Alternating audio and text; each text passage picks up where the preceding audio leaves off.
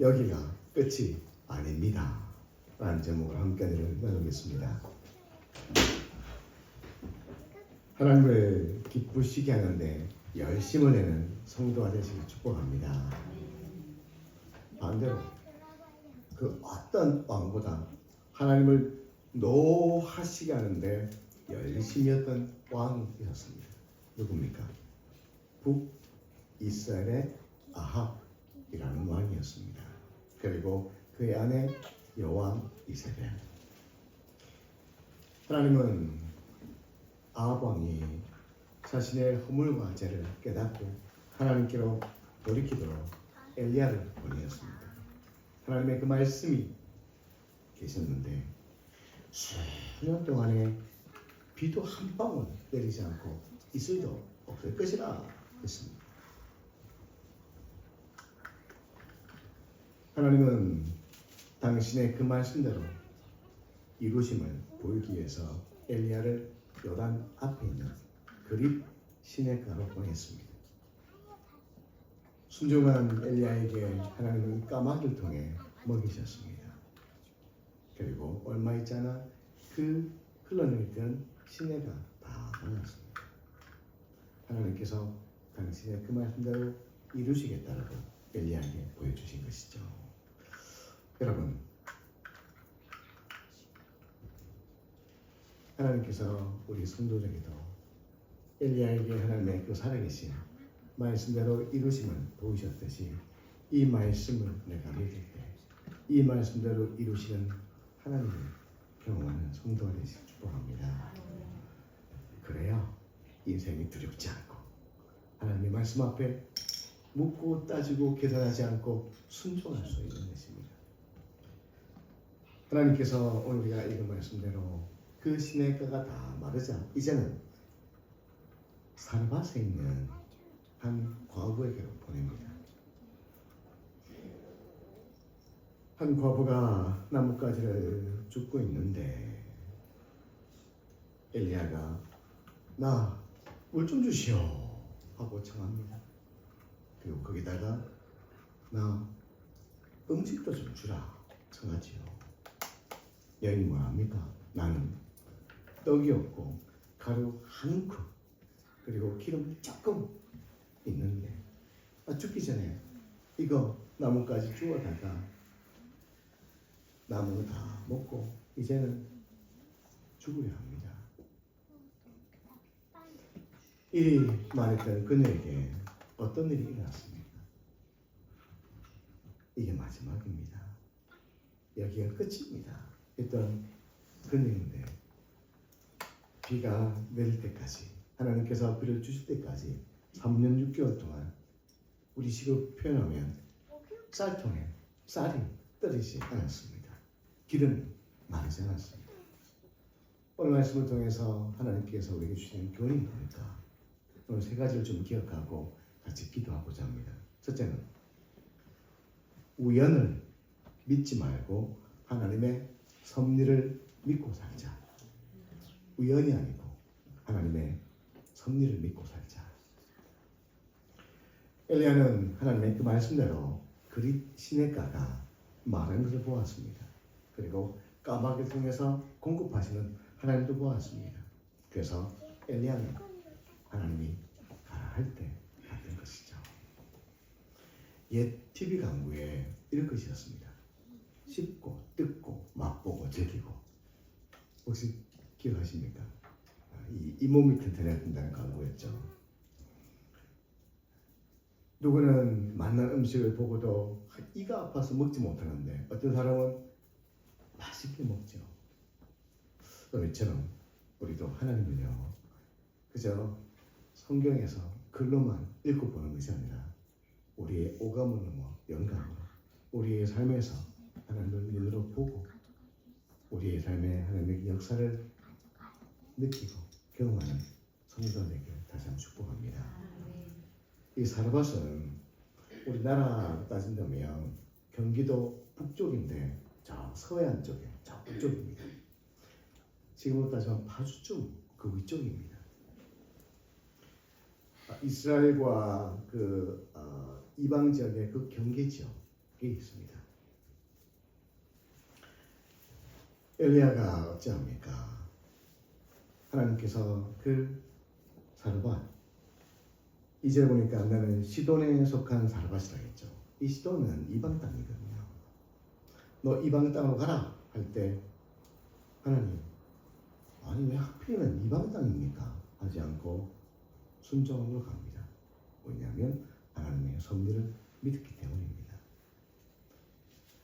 엘리야가 만난 여인은 또 어떻습니까? 내가 이거 먹고 이제 죽어야 합니다. 온 땅이 다 말라버렸고 내 인생은 여기까지입니다. 그 당시에 가장 그 사회에서 불행했던 사람 중 한 사람이 과부였습니다. 내 인생은 여기까지입니다. 지금 가진 것도 참 얼마 되지 않습니다. 12절에 보면 나뭇가지 둘을 주워다가, 나뭇가지 좀 많이 주워야 밥도 많이 할 텐데 가진 것도 얼마 안 되니까 그냥 한 움큼이니까 그냥 나뭇가지 2개 주워다가 그 양이 얼마나 되겠습니까? 작은 떡 하나 만들 양밖에 되지 않는 거죠. 우리도 살다 보면 이 가루 한 움큼, 이 여인이 말했던 것처럼 내가 참 기름 조금 뿌립니다 이렇게 말할 때가 있죠. 때로는 아니 그것조차도 없을 때가 있습니다. 그때 여러분은 어떻게 하십니까? 까마귀를 통해서 엘리야를 먹이셨던 하나님을 믿으십니까? 여인에게 엘리야를 보내셨듯이 나에게도 하나님의 그 천사를 보내어 도우실 것을 믿으십니까? 벼랑 끝에 서 있는 그 순간에도 내 인생에 역사하신 하나님을 믿으십니까? 믿는 여러분들 되시길 소망합니다. 히브리서 11장 6절에 이런 말씀했지요. 믿음이 없이는 하나님을 기쁘시게 하지 못하나니 하나님께 나아가냐는 반드시 그가 계신 것과 또한 그가 자기를 찾는 자에게 상 주실 이심을 믿어야 할지니라. 아멘. 어떤 믿음입니까? 믿음이 없이는 하나님을 기쁘시게 하지 못한다 했는데, 그러면 하나님을 기쁘시게 하시는 믿음은 뭐냐? 반대로 생각하면 하나님이 계신 것과 내가 하나님 앞에 나아갈 때 하나님 나에게 상 주심을, 그 상이 뭡니까? 지금 나에게 필요한 거, 내 인생에 꼭 필요한 것들로 채우실 하나님을 믿는 그 믿음, 그 믿음을 하나님이 기뻐하신다 했습니다.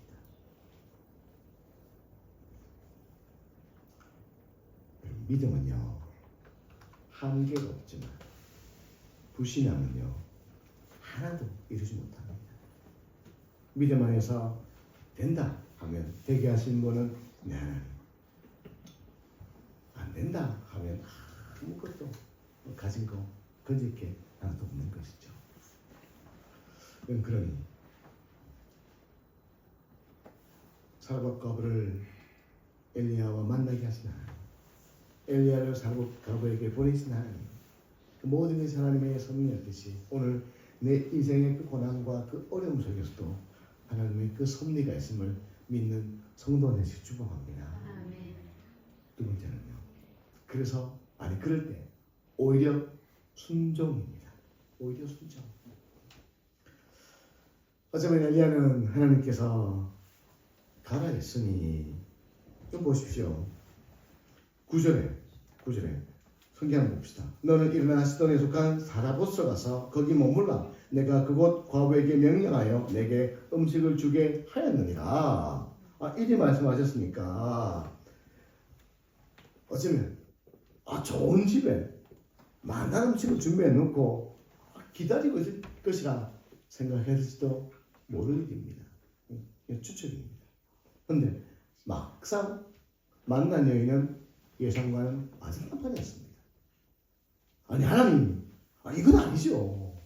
하나님이 가라 하셨으면 그냥 번듯한 집에 얼마나 될지 모르겠지만 좀 등 따시고 배부른 그런 집을 준비해 놓으셔야죠. 근데 이 생각은 달랐습니다. 그때도 엘리야는 믿음으로 반응하지요. 믿음으로 나아가지요. 믿음은요, 하나님께 대한 나의 태도이고 사람을 대하는 나의 태도입니다. 엘리야가 이 여인을 만나서 뭐합니까? 그 이야기를 다 듣고 나서 아이고 하필이면 니고 하지 않죠. 어떻게 얘기합니까? 걱정하지 마, 걱정하지 마. 이 비가 끝날 때까지 하나님께서 너와 함께 하실 거야. 너의 그 쌀통에 쌀이 떨어지지 않게 하시고 너의 그 기름병에 기름이 떨어지지 않도록 하나님 하실 거야. 이것이 믿음의 것이죠. 우리 인생에 여러 가지 어려움을 만났을 때 하지 말고 이렇게 끝인가 하지 말고 오히려 하나님 앞에 믿음으로 순종하고 믿음으로 반응하는 성도 되시길 축복합니다. 그 속에 뭐가 있다고요? 하나님의 섭리가 있다. 과부에게 두려워하지 말고 그 작은 떡 한 개 나한테 가지고 오라고. 그리고 그 말을 했을 때 이 여인이 어떻게 합니까? 내보고 끝도 없는데 하지 않고 순종하죠. 그리고 그 순종을 통해서 하나님은 일하십니다. 그리고 하나님 일하시는 방법은요 몇 가지가 있는데 그 중에 한 가지가 순종입니다. 우리가 찬송했지요. 전능하신 나의 주 하나님은 못하신 일이 전혀 없는 하나님이신데 베드로에게 오셔서 예수께서 깊은 곳에 가서 그물을 던져라. 이제 밤새 허탕치고 그물을 이제 씻고 있는데 그물 씻는다는 것은 하루에서 마무리하는 거거든요. 그물을 씻지 않으면 당시에는 요즘처럼 좋은 그물이 아니라 그냥 이 식물의 가지라든지 이래가지고 꼬아서 만든 거기 때문에 이거 씻어놓지 않으면 썩기 때문에 썩어버리기 때문에 하루를 끝내고 나면 이 그물을 씻는다고요. 근데 또 그물을 던지면 또 씻어야 되잖아. 그때 베드로가 뭐합니까? 깊은 곳에 물 끓였거든요. 그런데 예수께서 깊은 곳에 가서 그물 던져라 할 때 내가 주의 말씀을 의지해서 그 말씀을 의지해서 내가 그물을 던집니다. 우리의 신앙이요 묻고 따지고 계산하는 신앙 되지 말고 주님 하실 때에 아멘 순종할 수 있는 신앙이 되기 소망합니다. 그러면 하나님의 역사와 기적을 보는 것입니다.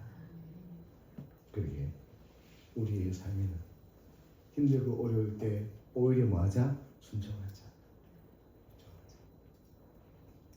우리가 찬송했습니다만 오히려 힘들고 어려울 때 내가 찬송하고 뜻을 정하고 마음을 정하고 죽게 나가는 것이죠.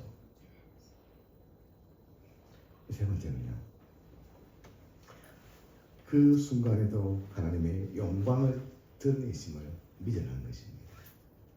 모든 상황을 통해서 하나님은 뭘 드러내십니까? 하나님의 영광을 드러내시죠. 이 과부가 있는 곳이 시돈에 속한 사르밧이라고 했습니다. 이 시돈이 누구 땅인지 아십니까? 누구의 고향인지 아십니까? 16장 31절 한번 봅시다. 16장 31절 16장 31절 같이 했습니다. 느바의 아들 여로보암의 죄를 따라 행하는 것을 오히려 가볍게 여기며 시돈 사람의 왕 엘바를 딸 이세벨을 아내로 삼아 가서 바알을 섬겨 예배하고. 이 시돈은 누구의 고향입니까? 여왕 이세벨의 고향입니다. 이 이세벨 때문에 아합이 그 마음이 팔려서 우상을 섬기고 하나님을 노하시게 하는데 열심히 했죠. 그런데 하나님께서 오히려 그 땅으로 누굴 보내십니까? 엘리야를 보내시죠. 어쩌면 엘리야는 우리 같으면 하나님 왜 하필이면 시돈입니까? 치가 틀리는데 할 수 없는데 불구하고 그것으로 갑니다. 그리고 그곳에서 그 시돈 땅에서 참 하나님 누구신지 참으로 우리의 인생을 돌보시고 우리의 인생을 풍성케 하시는 분이 누구신지를 드러내시지요. 우상은 눈에서도 보지 못하고 귀에서도 듣지 못하고 입에서도 말하지 못하지만 우리의 모든 형편을 살피신 하나님, 우리의 모든 괴로움을 바꿀 수 있는 그 하나님을 경외하고 믿고 순종했을 때 하나님은 그 여인을 통해서 하나님의 그 살아계심을 드러내셨습니다.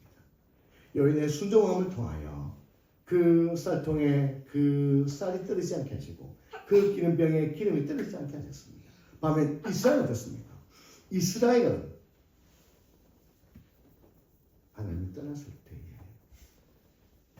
그 풍성했던 땅, 여러분 북이스라엘이 남유다보다 늘 잘 살았습니다. 왜냐하면 북이스라엘이 곡창지대가 많고 거기가 무역의 통로였기 때문에 북이스라엘은 남유다보다는 부유한 도시였습니다. 하지만 이제 그 땅이 가난뱅이 도시가 되었습니다. 아무것도 거둘 것이 없는 땅이 되었습니다. 그런데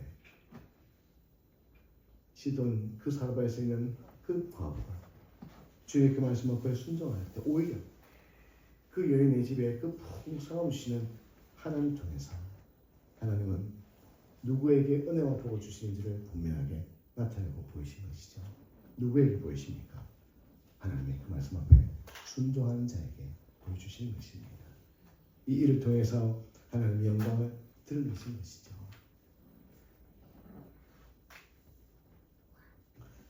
한 이야기만 드리고 오늘 말씀을 마치고 같이 기도하려고 합니다. 예전에 제가 그 풍성교회 제가 교육자로 선교했을 때 제 교구에 증권회사를 다니시는 집사님 한 분 계셨습니다. 당시 워낙 이분이 유능하고 뛰어나서 서명한 증권회사에서 중요일들을 잘 맡으셨습니다. 그런데 한 번은 이 단말기 앞에서 사사팔자를 기입하려고 하고 있는데 한 고객이 50억을 맡겼습니다. 좀 관리를 해달라고. 이 마우스를 가지고 사사팔자를 누르려고 하는데 전화가 계속 울립니다. 소액 투자자 할아버지인데 전화를 받아 전화가 또 오고 받자 싶어서 여보세요 하는 순간에 이 손가락을 잘못 눌러가지고 사자팔자를 잘못 눌렀습니다. 그때 이 정씨가 전부 다 바닥을 치고 있을 때였는데 그 순간에 수천만 원의 손실이 생겼습니다. 본인이 한번 메꿔보려고 이 방부터 써보고 저 방부터 써봤는데 오히려 더 커졌습니다. 회사에도 알려졌고 이제 이거를 내가 다 떠안고 사표를 써야 될 상황이 되었습니다. 그때 우리 교구 식구들에게 이 사실을 알리고 나면 기도해달라고. 이번 주 금요일까지 이거 해결 못하면 아파트를 넘기고 또 나도 옷도 벗고 내가 책임져야 되는데 방법이 없다고. 같이 교구 식구들하고 기도하기 시작했습니다. 근데 아무런 일들이 일어나지 않았습니다. 금요일 아침에 새벽기도 시간에 기도하는데 제 마음에 하나님께서 일을 하시겠다라는 그 마음이었습니다. 아직 아무 일이 일어나지 않았습니다. 그래서 문자를 보냈습니다. 하나님께서 오늘 이 어둠 속에서 오히려 하나님의 살아계심을 우리 하나님에게 나타내실 것입니다. 아무 답이 없었습니다. 근데 난 12시쯤 돼서 문자가 하나 왔습니다. 답이 이렇게 왔습니다. 목사님, 한 방에 해결되었습니다. 무슨 일인지 몰라서 전화를 드렸습니다. 아니 무슨 일입니까? 했더니만 이제 사표를 이 안에 주머니 안에 넣고 그냥 사표 책상에 놔두고 오려고 책상도 정리하고 다 정리를 하고 있는데 장이 개장을 해서 열었더니만 바닥을 치고 있던 그 종목만 희한하게 미국에서 어떤 일들이 일어나서 이것이 치고 올라가기 시작한 것입니다. 그리고는 그 모든 손실액을 다 메꾸고 오히려 어떻게 그런 안목을 가지냐고. 그거 한 것이 아니죠. 누가 하셨습니까? 하나님의 영광 때문에 하셨죠. 여러분, 우리가 늘 어쩌면 이 여인처럼 여기가 끝이라 나는 여기까지라고 우리가 늘 그리 말하지 않습니까? 이제 우리 말을 바꿉시다.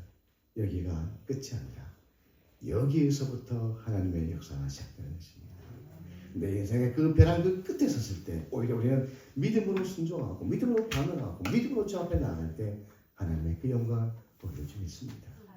그럼 이제는 여기가 끝입니다 말하지 말고 여기서 시작입니다. 하나님께 영광 같은 내실 것입니다. 이렇게 우리의 믿음을 주 앞에 드리고 오히려 하나님께 순종을 하는 우리 성도 되시길 축복합니다.